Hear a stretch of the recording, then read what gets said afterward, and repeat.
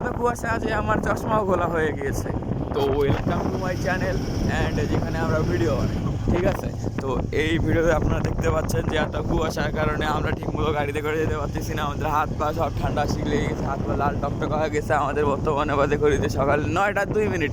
দেখুন ভাই, সকাল 9টার সময় এত কুয়াশা, মানে কি আর বলি, যে আমার চশমার অবস্থা দেখলে বুঝতে পারবেন ফুললি ভিজে গেছে একদম, ঠিক আছে। তো এটা হলো ফুল।